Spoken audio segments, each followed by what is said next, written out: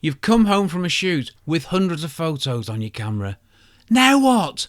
This episode answers that question completely. Here's a situation I'm willing to bet most of you have been in.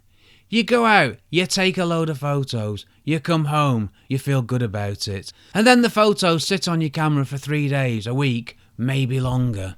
You mean to do something with them, you just haven't got round to it yet. And then you go out and take more photos, and you're compounding the problem. You get the idea. Does this sound familiar? The post-shoot workflow, what you do after you've taken the photos, is where many beginners have no system at all. And without a system, the photos either never come off the camera or they end up somewhere on the computer with no organisation, no backup and no real sense of which ones are any good. This episode is that system, dear listener. 7 steps. Time? It might take you 30 minutes, it might take you 10 minutes. But by the end, your photos are safe, organised, selected and improved. And you've learned something for next time. We learn every time we take photos, don't we? Hello, welcome to episode 232, blimey, of the Photography Explained podcast. Yes, it's still a surprise to me. This episode is titled, I've got hundreds of photos on my camera, now what? A very good morning, a very good afternoon, or indeed a very good evening to you, wherever you are in the world and whatever time of day you find yourself listening to me. I'm your host Rick. Hi.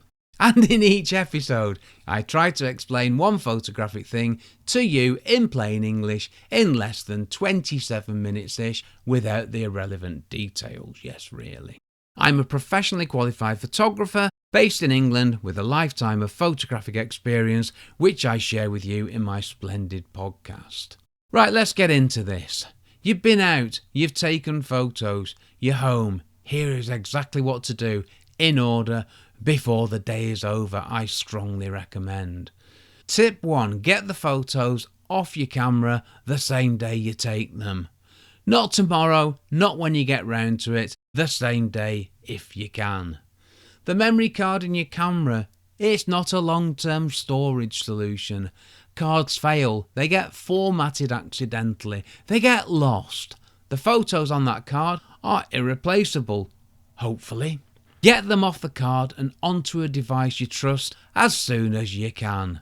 You don't have to do anything else with them today, you just need to get them somewhere safe. That is your first job. Connect your camera to your computer, use a card reader or insert the memory card into the card slot, whatever. Copy the files over, job done. And I say copy the files, don't move them. So you've already got a backup on the memory card, haven't you? Very cunning. Tip 2. Create one simple folder structure and use it every time. Before you copy the files, you need somewhere sensible to put them. Here is a folder structure that works that you can maintain indefinitely. And it's this. The folders are category, year, location. This is how I organise all the photos in my Lightroom catalogue from 2003 to today. Yes, it is that simple. This should not be complicated. And let's not forget, there are lots of ways you can search photos in Lightroom, so you don't need anything fancy. And the beauty of this system is that you just add another year and you're good to go for another year. I've been doing this for well over a decade and I've never thought about changing. It's so simple, which is one of the reasons why it works so well. I'll come on to this in more detail in the What Do I Do section. Seems appropriate, doesn't it? Set this up once, use it every time. You'll thank yourself repeatedly for the next 10 years, and maybe if you've got a second you can thank me as well. Tip 3. Do a first cull in 10 minutes. Delete the obvious disasters. Before you do anything else with the photos, spend 10 minutes going through them, deleting the obvious disasters. Not the ones you're unsure about, the obvious ones. The thumb that got in the way, the shot where the camera moved wildly, the accidental photo taken while the camera was still in your bag, the one where the subject had their eyes closed and it's completely unusable.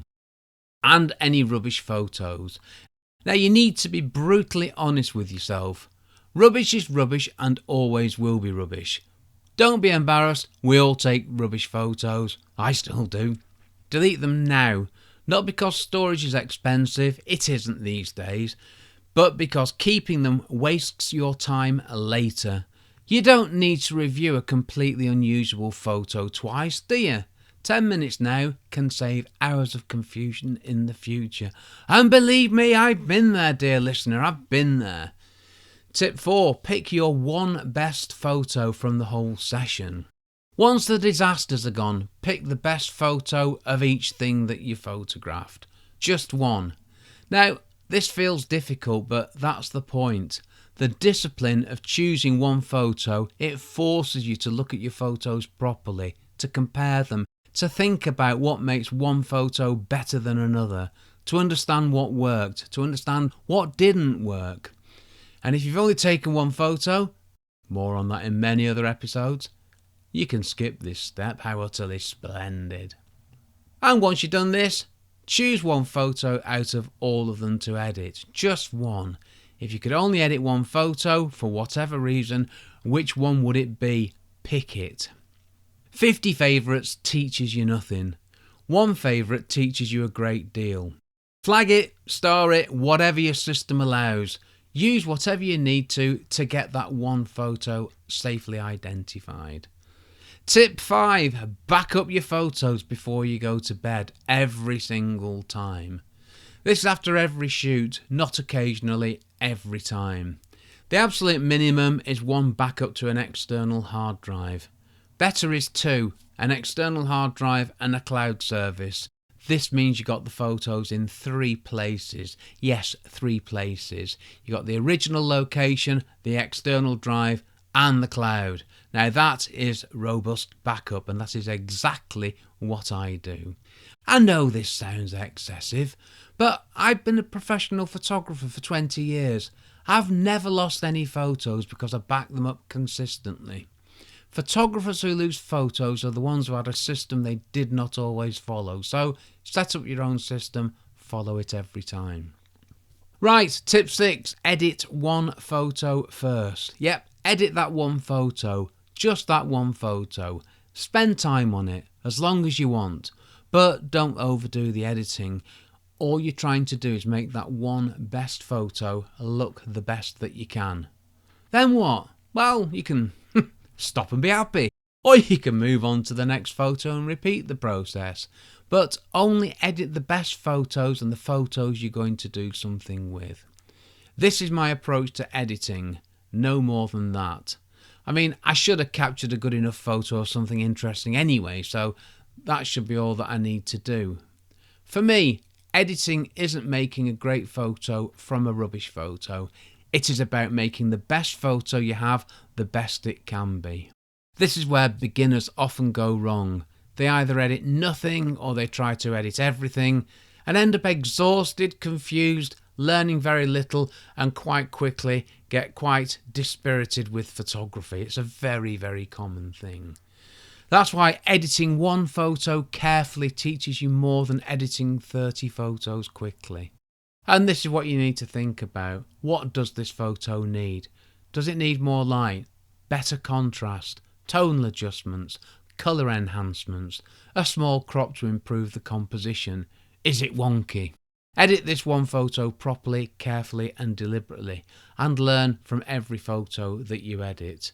And another thing you need to do is, next time you go out taking photographs, think about the editing you had to do to the ones that you took before, because that will inform how you take photographs, okay? Tip 7, write down one thing you would do differently next time. We're back on the learning part of this, aren't we?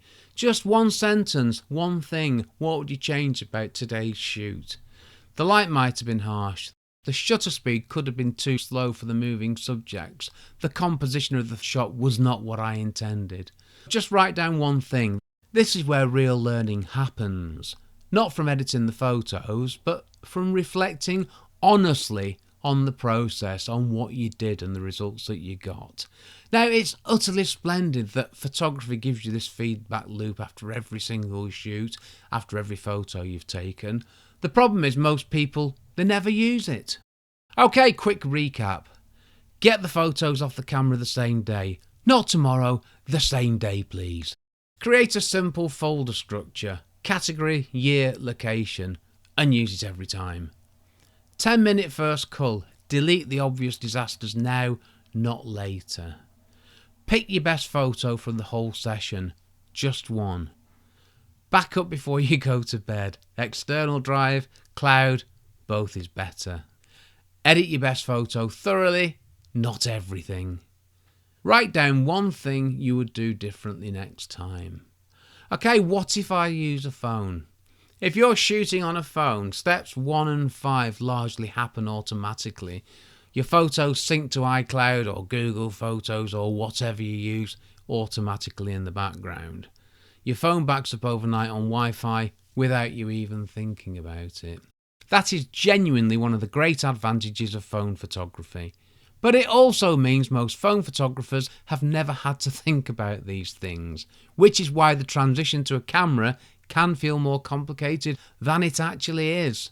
Steps 3, 4, 6 and 7 apply equally to phone and camera. Cull your photos regularly, pick your best ones, edit them properly, write down what you would improve. The discipline is the same regardless of the device. What do? I still take rubbish photos and I delete them. I'm happy admitting to that. I used to keep everything just in case, and you know what? I've never used one of those rubbish photos, and I have never ever regretted deleting a rubbish photo. I've never gone back and tried to retrieve a rubbish photo that I had taken. So get over yourself, be honest, delete the rubbish immediately, just like I do. And when I say take one photo, I mean one photo of one thing, not just one photo for the whole shoot. For a building, I will take one photo of the front of the building and move on, that's what I mean. Not 17 photos of the front, trying to find the best angle. Find the best angle and then take the photo, that's the way this is meant to go. I told you my approach to editing, which is to take that great photo and make it look the best it can. That's all I'm doing when I edit photos and no more. Going back to my folder structure, these are the folders that I use. Import, which is where I import my photos to. Sort is where I sort the photos before I put them into the specific folder where they're going to live forever and a day. And this is my first pass, brutal cull. And then I've got the folders. There's commercial, England, worldwide, working and personal. That's it. 2 workflow folders, 5 main folders where my photos are filed. My post-shoot routine has not changed significantly in years. Photos come off the card into Lightroom the same day.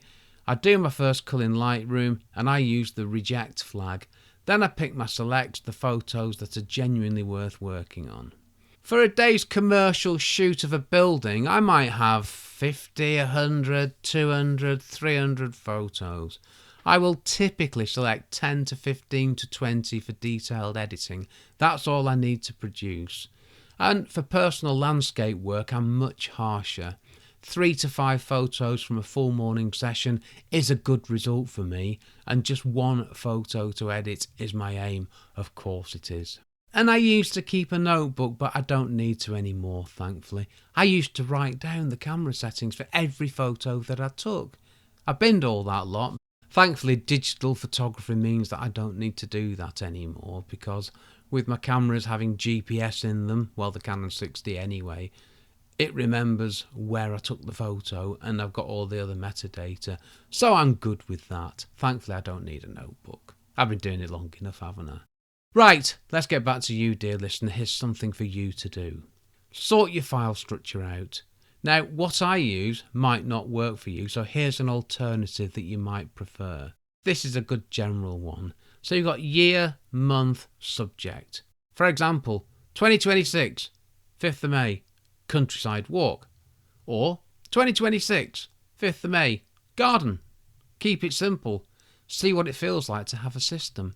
And let me know how it goes. You can text me from the podcast feed. How marvellous. I'd love to hear from you, so feel free to get in touch. And now I can reply to text sent from the podcast feed. Right, related episodes. We've got the complete step-by-step guide to getting photos off your camera safely, which is episode 46. And it's titled step-by-step guide to how I get photos off my camera safely and securely. Yep, it's just a bit more detail. And for a comprehensive guide to organising your digital photo library on your computer, check out episode 198, How to Organise Digital Photos on Your Computer, which does what it says on the tin really, doesn't it? Yep, I think we know what that one is. And let's not forget my utterly splendid One Photo Rule, episode 152. How my One Photo Rule will help you take better photos, and it really will. Next episode, in episode 233. You'll like this one.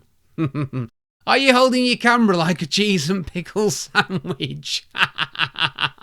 Yes, we're tackling something that directly affects the sharpness of every photo you take, and we're relating it to a cheese and pickle sandwich. So are you holding your camera properly? It sounds basic, but it isn't, and there's a good chance you're doing it like a cheese and pickle sandwich. So join me in 2 weeks for that one. Okay, if you've enjoyed this episode, sorry I need to get over myself here. Subscribe so you don't miss future ones, and you can text me from the podcast feed and I can now reply to you. And for everything else, courses, resources, questions, my weekly email, it's all at rickmcavoyphotography.com, my splendid website. And you can find me on YouTube by searching Rick McEvoy. Of course, what else would you put in? Okay, this episode was brought to you by a cheese and pickle sandwich, consumed before settling into my homemade, acoustically cushioned recording emporium. I've been Rick McEvoy. Thanks again very much for listening to my small but perfectly formed podcast, and for giving me 27-ish minutes of your valuable time. Now, I reckon this episode will be about 16, 17 minutes long after I've edited out the mistakes and the other bad stuff. How utterly splendid. Thanks for listening. Take care, stay safe. Cheers from me, Rick.